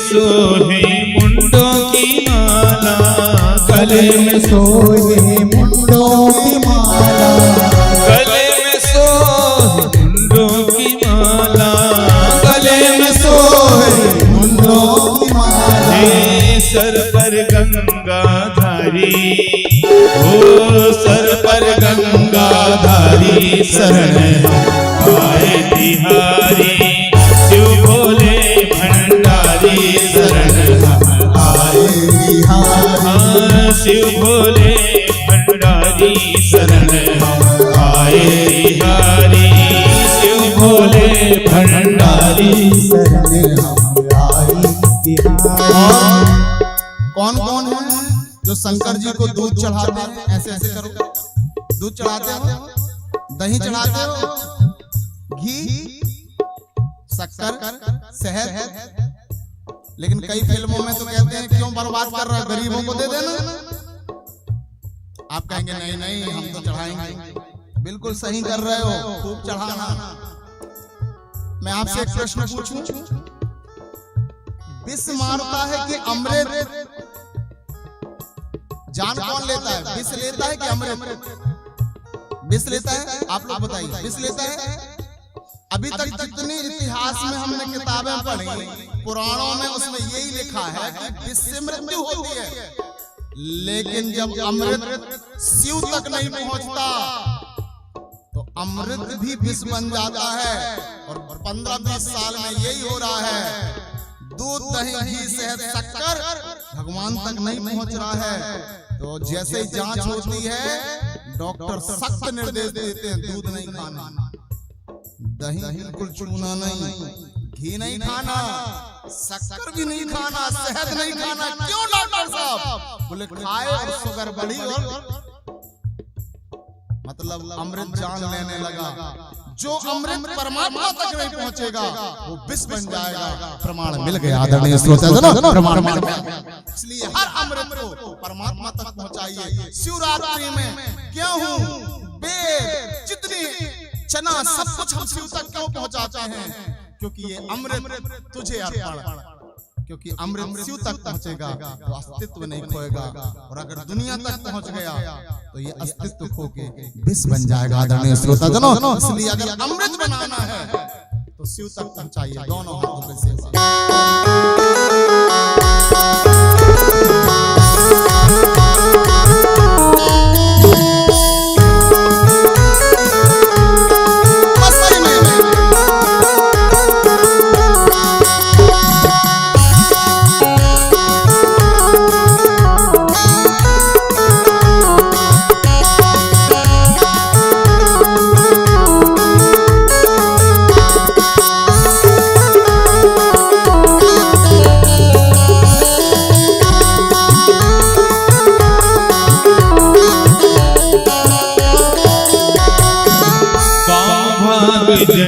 जननी विराजे, वाम भाग जग जननी विराजे, वाम भाग जग जननी विराजे, वाम भाग जग जननी विराजे, वाम भाग जग जननी विराजे, वाम भाग जग जननी विराजे। शंकर डमरू भारी, हो शंकर डमरू भारी, शरण आए तिहारी, शिव बोले भंडारी, शरण आए तिहारी, शिव बोले भंडारी, शरण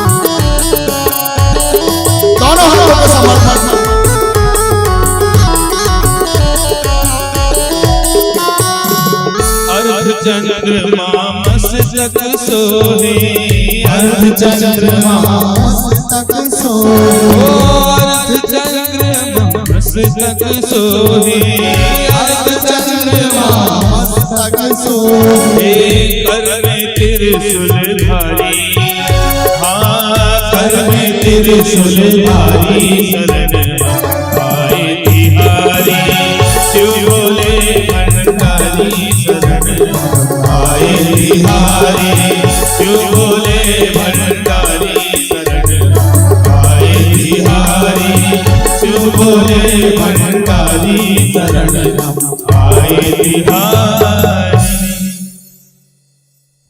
भगवान श्री कृष्ण की कथा सुनने वाले पहले श्रोता परीक्षित जी और पहले वक्ता सुखदेव जी, दोनों वक्ता और श्रोता दोनों ने श्री कृष्ण के दर्शन गर्भ में किया है।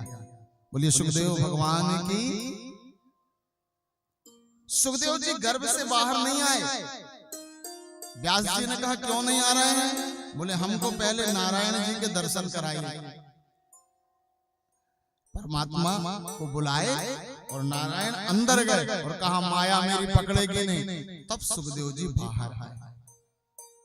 और जिसको ईश्वर की अनुभूति हो जाती है उसको फिर माया पकड़ती नहीं। माया मतलब कोई भी दुनिया का आकर्षण। आपने ध्यान दिया होगा पहले पंजी, दस्सी, चौवन्नी, अठन्नी ये चलती थी और जब चलती थी तो हमको अगर कोई पंजी, दस्सी भी दे देता था, 20 पैसे भी दे देता था, हम ऐसे पकड़ते थे। क्यों? 5 ठो वो पीपरमेंट की गोली आ जाती थी, है ना? लेकिन जैसे ही हम बड़े हुए और आज अगर कोई 10 रुपए भी दे दे, हम नहीं छूते। हम और किसी को, कईयों को 10 रुपए दे देते जिनको पकड़ने की शौक है, कारण हमारा स्टैंडर्ड उस लेवल से बढ़ गया। ऐसे ही परमात्मा कि जब हम कीमत समझ जाते हैं तो दुनिया के जितनी भी चीजें सामने आती हैं उन चीजों की वैल्यू धीरे धीरे धीरे धीरे धीरे धीरे कम होने लगती है। अब मैं उस दिन ऐसे बैठिए सभी, कलश यात्रा में मैं घूम रहा था, लोपा के हर दूसरे घर में 4 व्हीलर। अब यहाँ मैं किसी से कह दूं कि एक तरफ 4 व्हीलर और एक तरफ साइकिल है, तो तुम क्या पकड़ोगे? तो आधे से लोग कहेंगे साइकिल ही अच्छी। क्यों? वैल्यू खत्म। आपने मार्बल टाइल्स और सारे प्रकार के सुख सुविधाएं आपने देख लिया, अब उनसे मोह खत्म हो गया। इसका मतलब क्या है? जब तक चीजें मिलती नहीं हैं तब तक हमें वो आकर्षित करती हैं। इसलिए व्यास आसन से और आप अपनी आसन से ये निवेदन करो, दुनिया का हर व्यक्ति पहले संपन्न हो, उसके बाद वैरागी हो, क्योंकि संपन्नता के बाद जो वैराग्य आता है वो स्थायी वैराग्य होता है। आदरणीय श्रोताजन, गरीबी के बाद वाला वैराग्य धन का कहीं ना कहीं मन में कुछ अंश रह जाता है, लेकिन अमीरी के बाद का वैराग्य स्थायी। इसलिए जितने भी श्रेष्ठ लोग बने हैं वो अमीर, चाहे बुद्ध हो या राम हो या कृष्ण हो, परशुराम हो, सबने पहले धन को देखा है, उसके बाद फिर उसे छोड़ा। बोलिए वृंदावन बिहारी लाल की। क्योंकि पाने के बाद छोड़िए। मैं आप सबसे, जो युवा मुझे सुन रहे हैं, जो बच्चियां मुझे सुन रहे हैं, खूब कमाइए, उसके बाद आप उसे छोड़िए, आपको एक अलग प्रकार की शांति मिलेगी। सुखदेव जी ने सब कुछ छोड़ दिया और जब वो जाने लगे तो व्यास जी ने कहा, बेटा लौटो। तो पेड़ों ने कहा, आप शांति रखिए। आदरणीय श्रोताजनों, जो भी माता पिता अपने बच्चों से सेवा चाहते हैं या बच्चों को अपने पास में रखना चाहते हैं, मेरा उनसे निवेदन है, बच्चों को मत उनको पढ़ने दो, उनको दूर नौकरी करने दो, उनको पैसे कमाने दो। तुम केवल एक काम करो, भागवत भगवान को या कृष्ण को पकड़ लो और उनकी पूजा करते जाना, और बिल्कुल भी बच्चों से नहीं कहना कि तुम हमारे पास आके रहो। मैं गारंटी देता हूं तुम्हारे पास बच्चे अपने आप आएंगे, क्योंकि धन आप बच्चों को खींच नहीं सकता, केवल धर्म ही आपके बच्चों को खींच सकता है। अगर आपने धन सोचे हो तो इतने बड़े-बड़े पैकेज मिल रहे हैं कि तुमने 50 लाख महीने कमाया, 6 लाख साल कमाया, 60 लाख 10 साल में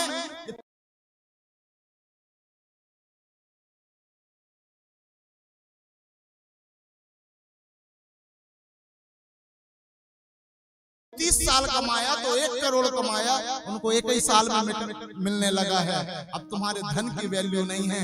इसलिए जो भी बच्चों को अपना बनाना चाहते हैं वो एक ही साधन है, उसका नाम धर्म है। आदरणीय श्रोताजनों, उसका नाम धर्म। धन किसी को पकड़ के नहीं रख सकता। इसलिए जिनको ये विश्वास है कि धन से कोई हमें अपना बना लेगा, आप ठुकराए जाएंगे। केवल धर्म से आप प्रेम पा सकते हैं। व्यास जी को जवाब मिला, आपको पुत्र चाहिए, आप धन से नहीं रोक सकते। धर्म। बोले इतने सारा तो कर रहा हूं मैं, बोले परम धर्म। एक दिन नारद जी आए, नारायण